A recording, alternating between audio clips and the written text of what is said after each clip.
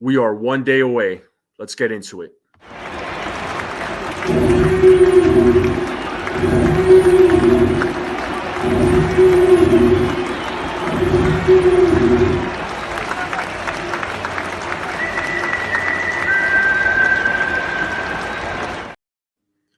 What's going on, everybody? I hope you're all having a great day. Real quick before I begin, if you haven't yet, please hit that subscribe button if you are new to this channel. Hit that like button. Share this out with anyone you know. I'm on the road to 500 subscribers, and I'm only a few subscribers away. And for those of you that have subscribed, thank you so much. It means the world to me. So I'm excited. I hope you're all excited. Opening day, it's here tomorrow. There's a lot of fans are buzzing, fans are talking. This is one of the best times of the year. All right. So today, a few moves went down. There was a 3-team deal between the New York Yankees, the Miami Marlins, and the Tampa Bay Rays. Miami Marlins traded their infielder John Birdie to the Yankees, and the Yankees are sending their catcher Ben Rortvedt to the Rays. And the Marlins were going to pick up a couple of outfield prospects in the deal, one from each team. So New York Yankees are sending John Cruz, and the Tampa Bay Rays are sending Shane Sasaki. All right. All good moves, especially for the Yankees. We were talking amongst us fans, amongst us content creators, that at some point Ben Rortvedt was probably going to get moved. It didn't really make sense for the Yankees to carry 3 catchers. I mean, they already have Trevino and Wells. Rortvedt was out of options, so either they were going to DFA him or trade him to a different team, and that team is the Rays. The Yankees got back an infielder in John Birdie. He was a utility guy. He plays a couple of positions in the infield, so this is a good pickup for the Yankees. They we're in need of a third baseman. As you know, DJ LeMahieu's hurt. Oswald Peraza's hurt, and they only had Oswaldo Cabrera, who was going to be the starting third baseman, but that could change with this recent trade. So we'll see what happens with that and how that lineup is going to form come tomorrow. All right. Now with the Los Angeles Dodgers, they have struck a deal with one of their own, and that is catcher Will Smith. So he signed a long-term extension, which is worth $140 million for 10 years. That was reported by Jeff Passan. And as far as that deal goes, there is going to be some deferred money. What that deferred money is, what that price is, I'm not 100% sure, but when that comes out, I'll let you know. All right, but some last minute moves. We'll see if other moves go down before opening day. Now, I want to talk about something real quick. All right, there's been a lot of negativity, and I'm particularly this morning, I've been on X and just reading some of the negative comments going on with the Yankees starting rotation. Now, listen, I do understand the concern because Garrett Cole is not in the rotation. Does that worry me? Absolutely, it does. It does worry me. But already, some fans, okay, are already talking as if this team is a failure or has failed, and the season hasn't even begun yet. We don't know how the season's going to play out. We don't know what the first 2 or 3 months are going to look like. I understand people have their opinions, and they could share those opinions. They could share those frustrations. I understand. I get it. But we have to see how this thing is going to ride out. All right. As far as the Yankees starting rotation goes, and I've said this many times, Nestor Cortes is the big question mark for me. And he's pitching tomorrow against the Houston Astros. So he has to prove to us that he is 2022 Nestor Cortes, not the 2023 Nestor Cortes. He has to show us that he is the Nestor Cortes that we all remember. All right. He's the biggest question mark for me. He's coming back from an injury. We don't know what he's going to look like. His spring training was so-so. It wasn't It wasn't anything great. Okay. And I've talked about other guys in the rotation in some of my other videos, but let's talk about him again. Carlos Rodon. Now, again, I understand a lot of fans have their concerns about Carlos Rodon because of how he looked last year. And he did not pitch well. It wasn't a great debut for him. But let's see how he bounces back this year. I think he will bounce back. I feel good about Rodon, personally. I feel good about Carlos Rodon. Some of you may not feel the same way, but I feel good about him. All right. He's looked good this spring. There was a few games where he kind of got knocked, he kind of got rocked, but overall, I feel like he looked good. And in his last outing, he looked great. I think it was, he went out on a high note, and I'm happy with, how he's looked. Okay. Marcus Stroman, he's looked good this spring. I have no complaints about Marcus Stroman. I think he's going to come out with a lot of fire. And the fact of the matter is, he's playing for his favorite team. He even took a discount to come play for the New York Yankees. Remember, he turned down $21 million from the Cubs. He opted out, and he's getting paid $17 million a year to come play for the Yankees. That's where he wanted to play. And he's going to be the pitcher when the Yankees have their home opener.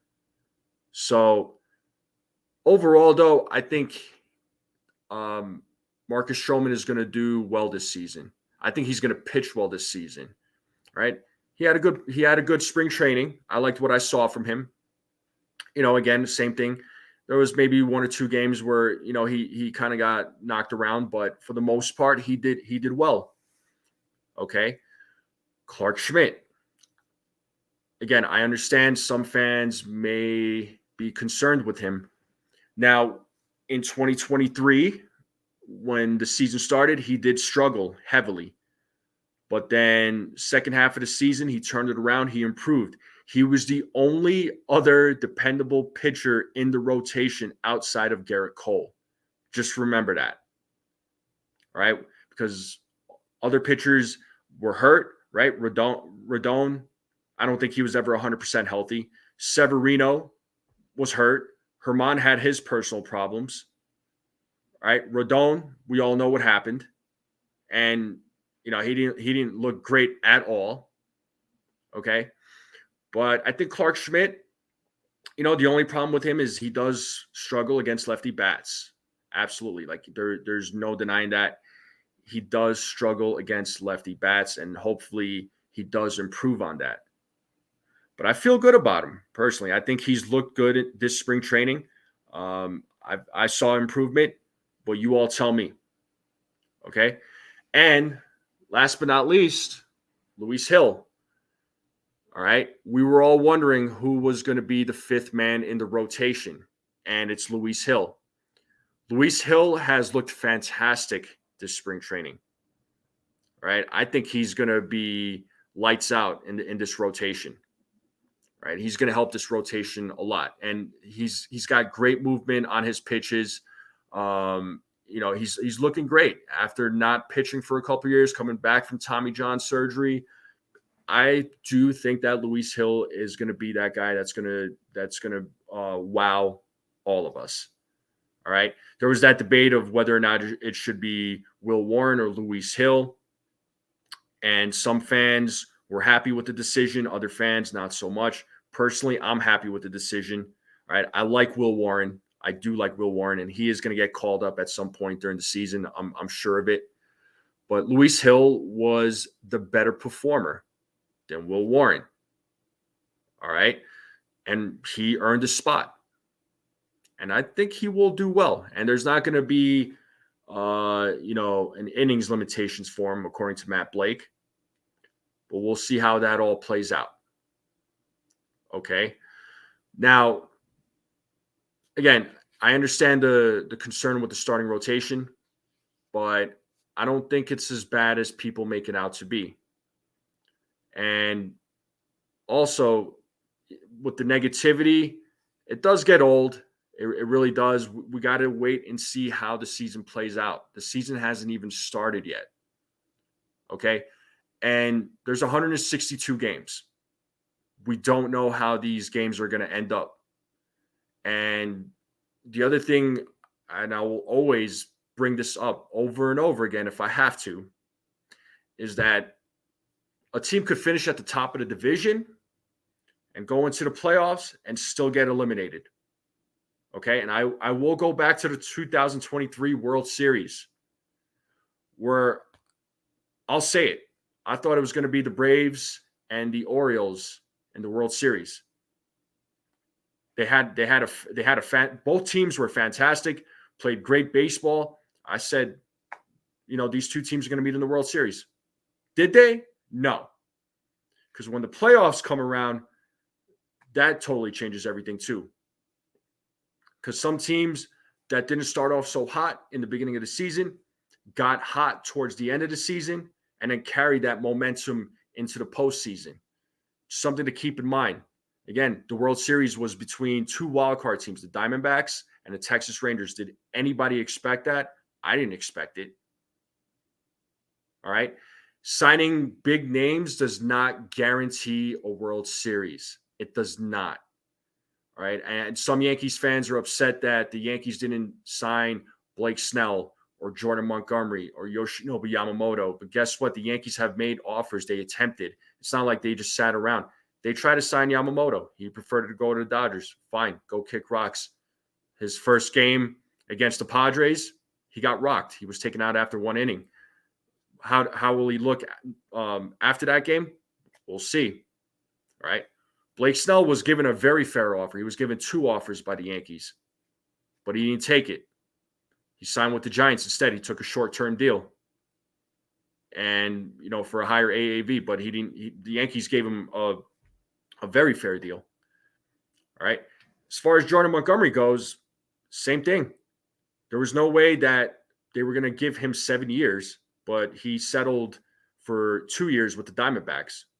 And good for Jordan Montgomery. All right. The other thing to keep in mind is that the Yankees, yes, they are going to have to be careful with how they spend money. They don't want to spend recklessly. Any player that they sign, they get charged 110% because they're over the tax threshold. So if they signed Montgomery in this case, it would have cost them $52.5 million. Think about that, right? So they have to be smart. And you could say, oh, well, it's the Yankees. They can spend the money. Well, maybe not. I don't know. I'm not in the room with those guys. And as far as the financial stuff goes, but I feel like spending money recklessly doesn't always solve the problem. And people could bring up George Steinbrenner and whatnot. Fine. But during the George Steinbrenner days, and as far as spending money, times were different. Right? Teams like the Yankees have to be a little more careful in how they spend money. And anytime they're over that over the tax threshold, they pay extra. Again, keep that in mind. So whatever moves they make, they have to keep in mind that they're paying extra. And they want to come down on that spending, right? And there's going to be a lot of money coming off the books after the season, right? So we know that Juan Soto is going to be a top priority. And even with that, fans are saying, oh, the Yankees are going to let him walk and Steinbrenner's cheap. And they're just going to, not pay him what he's worth. They're not going to be able to afford him. I don't know about that. I think they're going to do everything they can to keep him. They didn't just trade for Juan Soto just to trade for Juan Soto, right? They've been trying to go after Juan Soto for quite some time. All right. But this negativity, it needs to stop. Let the season start. Let it begin. Let's see how things play out, right? Let's hope when Cole comes back, right? When Garrett Cole comes back, he comes back healthy and he comes out firing.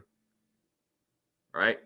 So that's all I got for now. I just wanted to share my thoughts and opinions with you on that. You tell me if you agree, disagree. You tell me if I'm right or wrong. I welcome your guys' opinions. I welcome all of your opinions. So please let me know. And then also let me know about the moves that went down today. And let me know about the signing with the Dodgers or the extension, should I say, the extension with the Dodgers and Will Smith. Let me know what you think about all that. All right.